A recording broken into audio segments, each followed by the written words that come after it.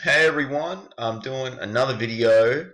Look, and this is pretty normal for me. Sometimes I won't do this Sunday night because the reason for that is Monday, the things that happen in Monday in the financial markets, especially in currencies, are normally not indicative of what will happen on the Tuesday, the Thursday, the Tuesday, Wednesday, Thursday.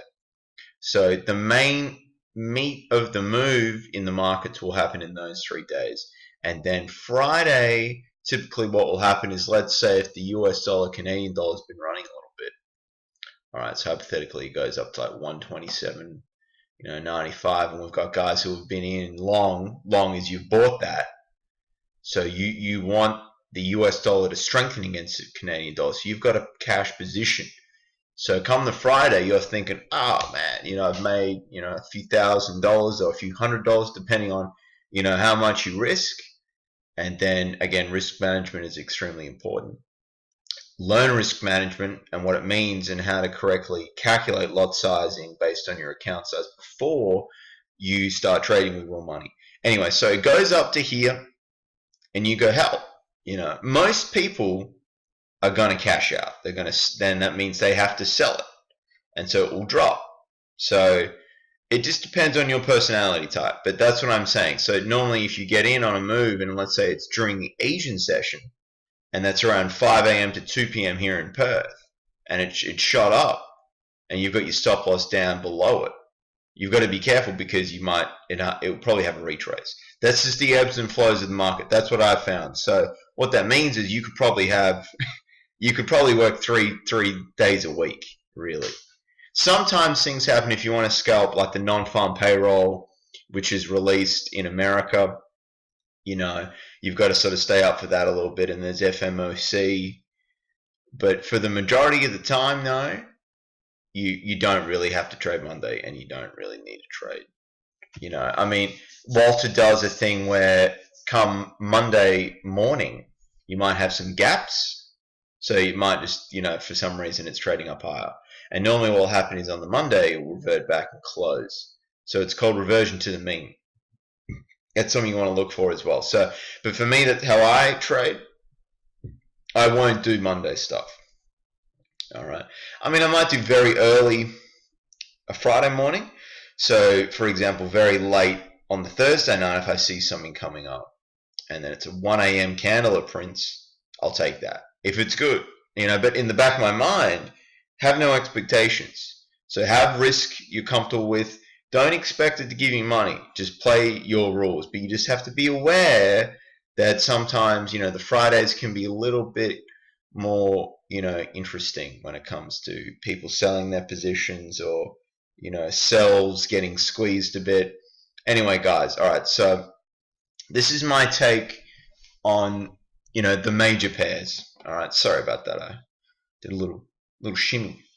All right, so we've got the US dollar against the Canadian dollar, 4-hour chart. Yes, this is a practice account. So I do have a live account as well. I don't trade it yet, so I'm not ready in my opinion. I understand. You probably think to yourself, oh, Scott, so boring, and but that's just how I'm learning. If you have a lot of money and you're willing to learn with trial and error with real money, you don't have to do that. Open up the demo account with Oanda. You don't even have to have a live account. You get, it's just, it doesn't expire. They let you learn. So, all right. So what do we have here? So what we do as well, we'll go to the daily. All right. So this is a bounce here. So there was a big sell-off on the US dollar. But in the back of my mind, the US, the stock market, how it's been performing it's been a big bullish run with the US stock market. So you just got to be aware that there might be a pullback, and that will affect the US dollar a little bit as well. But to me, this is a potential buy, but where it's currently at is not. So I would not. So if I was scanning these charts, this wouldn't really be even on my radar to watch Monday, because for price to move from this current, that grey line is where it closed very early Saturday morning here in Perth. So 4 p.m. 5 p.m. New York time. So for it to come up here and then break the highs and then go on, it's going to require an astronomical amount of effort. What will happen is it will typically just drift sideways during Asia tomorrow morning early, and then it might creep up a little bit or might creep down a little bit. It's just going to be very low volume, low interest again. It's summer holidays over in Europe and America, so things move a little bit, but not on Monday. I'm just telling you, so you don't have to spend your entire day Monday like you would in an office job monitoring this shit. You don't even have to waste any of your time. Do stuff you want to enjoy. That's why I like trading. Alright, so the euro. Sorry about all these lines, guys. I'm going to tie this up a little bit. I was in this euro trade. I was actually thinking about a sell, but it's still bullish. So this is interesting how it's closed out like that. That's quite a bullish signal to me. We'll just again. So this is something worth watching potentially. That's something you're gonna have to look out for. So there's some resistance there. I'll change this. So resistance and support lines, guys, are going to be red. Race car red. Just red. Just fucking red. Alright, so that's something to be mindful of. So what does this line mean? So you've had a touch. That's not really a touch, but it's not an exact science. That's why I call it a zone. But that's, 4 candles or so. At least 3 that have, well, more than 3, and they've sort of reacted off and retraced. This was some positive US data that triggered this. It closed me out. So I was in profit quite a little bit, 1% or so. To me, that's quite a bit. I only really put in 1%. So it's retraced. So it needs to get really above here, and then I'd be interested in getting into a buy trade. What is going on? The Aussie dollar. All right, so I'm an Australian. Okay, so with the Aussie dollar, it's very range bound and it's pretty boring. Okay, because it's not as traded as the euro or the pound or the US against the Canadian loonie. So yeah, that's something you guys have got to understand. It's like, and it's not really. I mean, this is, yeah, it's not going to collapse though, because this currency it's quite robust. It's not notorious for just collapsing, because what we do have is we've got a good credit rating still. Our financial markets aren't too bad. Exports are good. We've got our problems though with the economy, and it's shaky if you really look into it. So that's a fundamental perspective. But honestly, my feeling on the matter is this is just not worth trading. Because let's do a thingamajig. All right, see, let's just do this. All right, you could even go back there. Let's try and do this again. Actually, fuck, I'm incompetent. All right, I thought it would be a good idea to have a strong coffee at like 8 o'clock at night. That was probably really dumb. We can do this. So what I'm going to show you guys here is called a consolidation box. All right, and once I do this, I'll explain. Get my rough head out of the way. I'll explain the relevancy. Okay, not exacting. Well, I like that actually.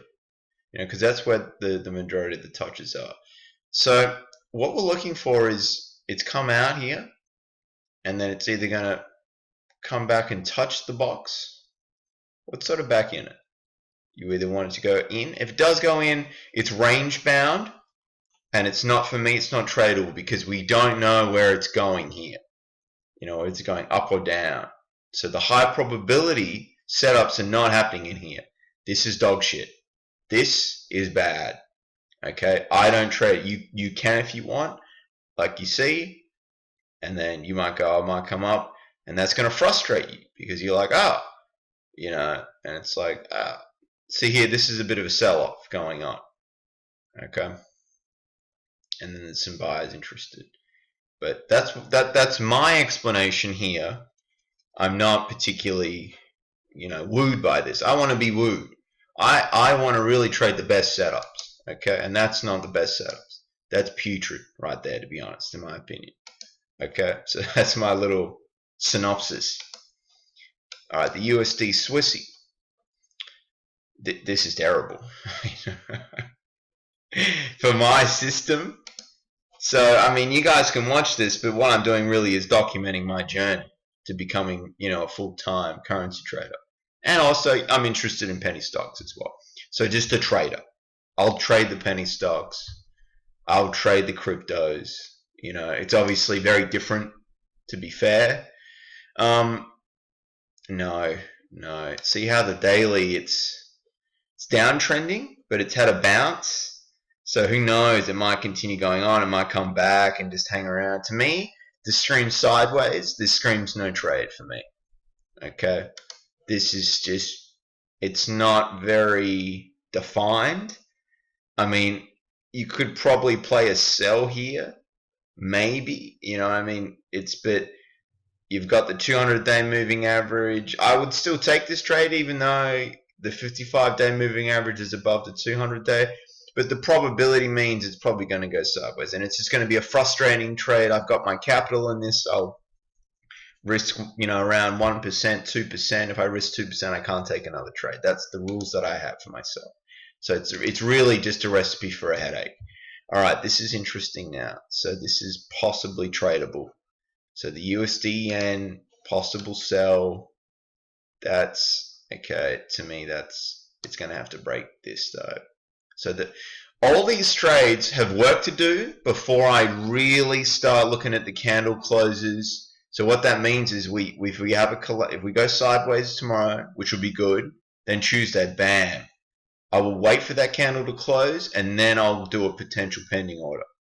Okay, I wait for the close of the candle that's interesting to me for a possible sell or a possible buy, and then I'll go from here. But on the daily, see what I mean? It's good to have a bit of a macro perspective. So it's still on support. Still on support. Okay? It's cracked a little bit, but it highly likely could come back up. So something to be wary of, guys. All right? And that's about it. What about the Kiwi?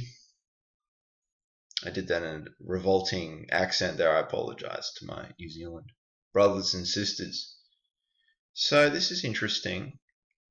Again, though, this is a support line, and this will be resistance if you're heading into it. If you're above it, then it becomes support. Okay, so that's the simple definition. If you ever get confused, just depends what side of the line you're on. That's it. Okay, that's resistance. So this looks like it's going to be boxed up a little bit. So, so in conclusion, guys, I just dribble on, and I don't really make a conclusion. So there's nothing really tomorrow that I'm going to be wooed by. Okay, there's nothing. They're all potentials, but it's still got a lot of work to do. The Euro's got the Euro's probably got the least amount of work to do.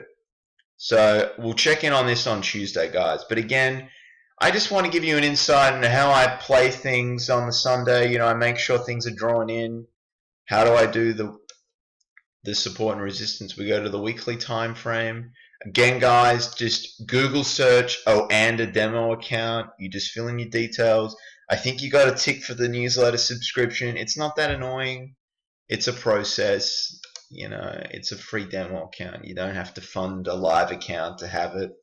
All right, so this is interesting. But this is just how I get the support and resistance lines. Okay, so you've got a few touches there. Woo, woo, woo, woo, woo. All right. Anyway, we won't make a support and resistance video today. I don't think I've done enough. So I'm going to upload this straight away, guys. I apologize. Longer video, but, this is what I do. And to verbalize it, for me, this would take 2 minutes. Not even a minute. I'd be like, all right, that's shit. That's terrible. I'm not taking that. What do I focus my attention on? I don't really monitor a lot of, I used to do a lot of pairs. Now I don't. I'm just not doing that. All right. Anyway, guys, thank you for watching.